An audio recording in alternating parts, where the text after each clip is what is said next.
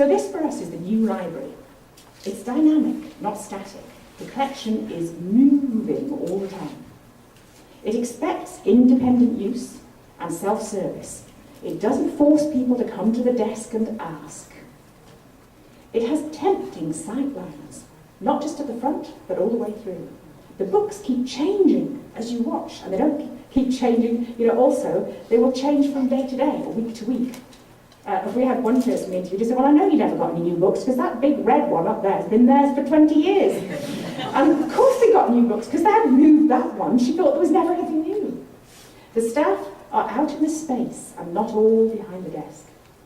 And you can break some of the old divisions and hierarchies, both the way people work and the collection management, to present topics in new ways. If you do this, even very small scale, you will have to think about the collection management, okay? You're going to have to manage the collection into the space. Don't overfill those tables or book pods. Put the right things in them, okay? Prioritise the 75% of people who choose on impulse, especially in those units. You need to plan to top up in high turnover areas.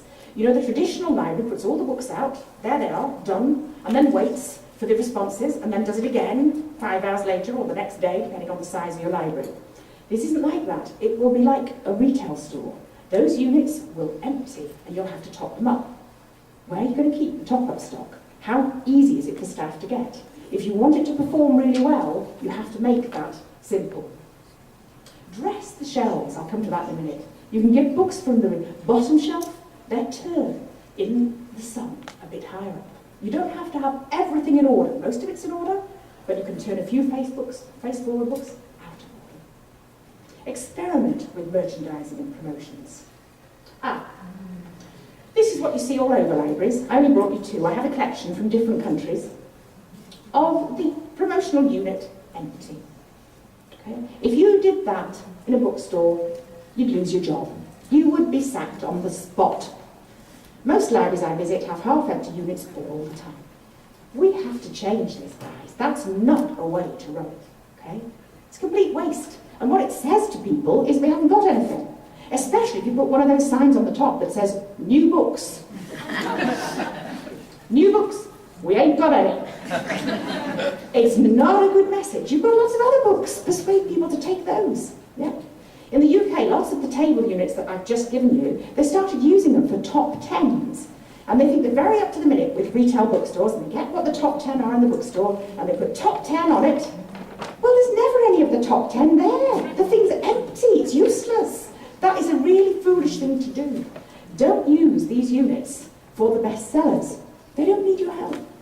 Okay, this is where a library is different from a bookstore.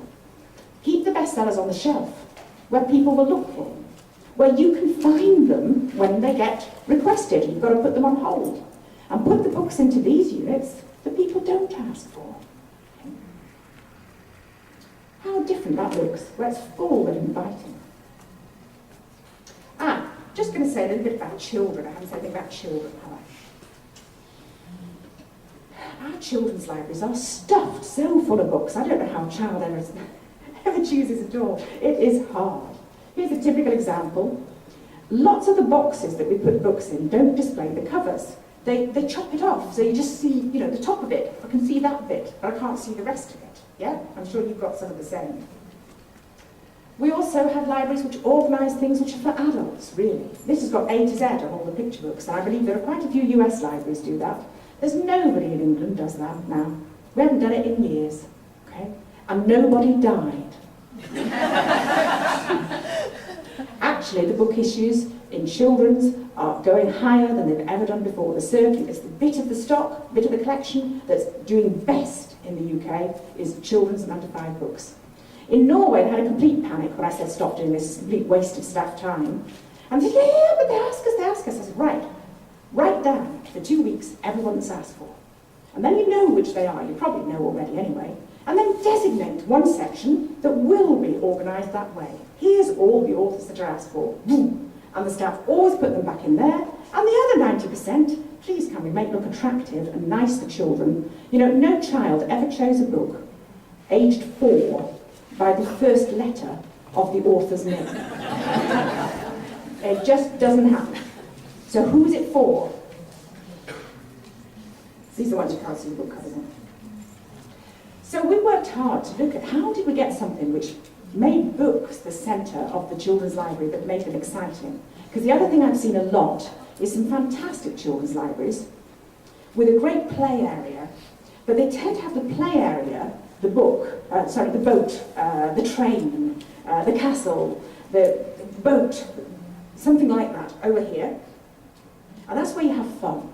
That's where it's exciting. That's where you have a nice time. And then over here, oh, there's this rather sad-looking collection of books.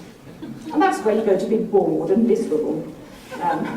You know, it's not a good message. We have to somehow tie the books and the excitement together, because you all know books are exciting. That's what you live to do. So why don't we make the books the exciting? Don't apologise for it. Every time you say you don't need a book in that unit, you're saying books don't matter. I think they do matter. You've got to make the books the stars. You've got to make choosing fun. And you can see these downstairs on the Brodart booth if you haven't seen them. This was one of the triggers to us coming to the States. Because this unit, this Reading Hideaway, is so popular, we've been asked to ship it over from UK. That makes it incredibly expensive. So now we have a partnership with Brodart. They make it here, which is fabulous. Really good. They're making it exactly to our designs. It's the same unit. All the units are slightly adjusted for American book sizes, and we're looking for feedback on that. Anything we've got wrong, anything which doesn't quite work for you, or you think, well, that's okay for England, but it's not quite right here, we will adjust it, okay? We're working really closely with the Brodart staff to do that. So come and have a look at this downstairs. What I'm pleased with, there's not many kids in this exhibition, but every single one that passed yesterday stopped to get in it. There wasn't one aged 3 to, I think the oldest was about 12, which is really too old. They all wanted to get in it. That was apart from all the librarians that wanted to get in. Some of whom had a problem getting out. Because getting in is easier than getting out. But we call that the Reading Hideaway. It's got the books on the front, the books on the back, and it's got a sense of that excitement about reading, that privacy. You know, it's just lovely. And the kids line up to get in it in the UK. It's not a cheap unit. We sometimes get in schools. We get the Parent-Teacher Association to fund it. They're always funding sports equipment. You know, stop buying sports equipment once and let's have something for reading, because reading's actually a much bigger issue at the moment for the boys, particularly in school. This unit's fabulous with boys. Boys will go up and use it. They don't feel embarrassed. It's got books on the back. Again, that's top up on the back there. The kids won't take it from there, but that's for the staff to lift up really easily. This is the picture book tunnel here. This is downstairs too. Displays the books face forward, the right height for children to take and touch. And inside, it's got this tunnel to crawl through, and it's mirrored. So when you get inside, the kids can't come, you know, they're looking at themselves. So it means you've got a physical experience, but it's not quite run and jump like a school playground. You don't actually want quite that much run and jump in a library. You want physical, but let's keep it a little calmer. And that works well, it's just reflective. You can see they're just the right height for the kids to take things. This is the book that we've written, and this is the slide those of you who came in early, I was trying to change because we have more than one to give away at this session. So hold on, and you might get one at the end. If you want to know more about the whole thinking, that's what where we've described it, with a lot of examples from UK libraries. They come out of projects and training run over 10 years in UK libraries. So there's a lot of other people's work in there too. So here's the summary. Make choosing easy. Appeal to impulse. Let the books do the work. You know, don't cut out pink ribbons around them. Don't put labels on unnecessarily. Less is more. Look at where the eye goes, don't cover every surface. Make books touchable. Keep it topped up. Keep it changing. And here's some tools to help. I always threw this quite quickly. But these are the kinds of things which will make your on-shelf display better. And again, they're learned from retail, but they need adapting, because it's not the same in libraries. You can see some of these here. There's a display shelf there, turns everything face forward. I'm going to just show you this one. This is the revolution in UK libraries. It's a little piece of plastic, never be used in a bookstore. It turns one book face forward, but what's clever is the sides that hold the other books up, which means it's a shelf tidy. Okay? So when you take it out to the shelf, the other books don't fall over. Okay? It's brilliant. You can move it wherever you want, And if somebody takes the book, we have a little graphic in, so that there's a nice little message for the person that took it off. That's just easily put in the back. You can make your own. They come in 3 sizes. You need the right size for the book. Don't get the wrong size. That's the effect of the little one in children's. That's the effect of the big one in children's. It's fantastically quick merchandising to use these things. And you can make the books look different every day. That's what it looks like when you take the book off. Yeah, that's a quote. Somebody said that to me in Hull Library when I first started out. What I'm really looking for, I said, what are you looking for? He said, what I'm really looking for is a book about somebody more miserable than I am. You can see here the effect of face forward. These are some of the quotes. We've got a whole range of different quotes, and again, we'll be making some new ones with Brodart. So if you have a favourite one that you'd like to see on one of these, let us know. We also do a nice little reader-to-reader thing, where you can have a little frame, and people can write on it. You can see these downstairs too on the Brodart booth, and they can write a message. We do them for children too, about one book to another person who might read it. That's the kind of clever merchandising we're now doing. Whoops, one back. Those are the same books. Okay? On that side, it looks as if they're all soft furnishing and decorating books. And on this side, it looks as if they're all gardening books.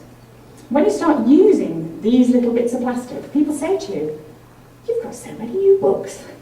They're not new books at all. It's just you've displayed them differently. And the last thing I want to mention to you is the training that we're now doing online, which we've been running in the UK for about 7 or 8 years, and 10,000 staff have taken it. But we're now running an international course, which is for more experienced librarians, people who have a little bit more control over their time and who want a bit more of a challenge. And that has just launched. The first people have just finished it, 2 in Australia and 1 in Scotland. And we have a version of it which is entirely American-based, so that every single exercise uses current American book covers. It's not UK-based at all. We have 3 versions, 1 for Australia, 1 for America, North America, Canada as well. If you want to see a demo of it, go to our website, Opening the Book, or openingbooktraining.com. It's a fantastic concept of practicing something online, getting feedback on it from a real person. Everybody is mentored by one of our staff team, and then going and doing it for real in the library, and then getting feedback on that too. You go at your own pace, you choose when you work, because it's online, but you have quite a personal connection to somebody. And the international discussion boards have got to be really interesting. We do it through Facebook now because it's just easier for everybody. But there are groups on Facebook of people using this course, comparing what they're doing from one library to another, making suggestions. The kind of thing you do, here's a simple example, here's a Books to Go pod. On the left, we have like a conveyor belt of book covers. And it will move. I can't demonstrate it to you live, but you'll see it on the live demo. So there's lots of books, and you just go with your mouse, you have to lift them onto the book pod. You have to choose what you think will work best. Okay? When you think you've got it right, you save it, and then your mentor will give you feedback on whether you actually done as well as you could. You can save more than one. You can then go and do it for real in the library and upload a photo of what you do in the library as well. But this kind of thing is really good for collection awareness, and it's really good for understanding how to make good book displays just using covers. We do a lot of work around how to work with the covers that you've got. So here's an example of being observant of what the trends are in graphic style, and whether you can pull books of different kinds together because of what's happening in publishing at the moment. And here's one, the same thing again, where you lift individual books, they're rolling along the top. This is non-fiction. This is, we do it for history, politics, and you can dress the shelves differently according to which ones you pick off. And of course there are some you shouldn't pick, which if you pick, you get a message explaining why. So, you know, it's a really good teaching aid, a lot of fun. And you can argue with it if you don't agree. And I want to finish just with a, get this right.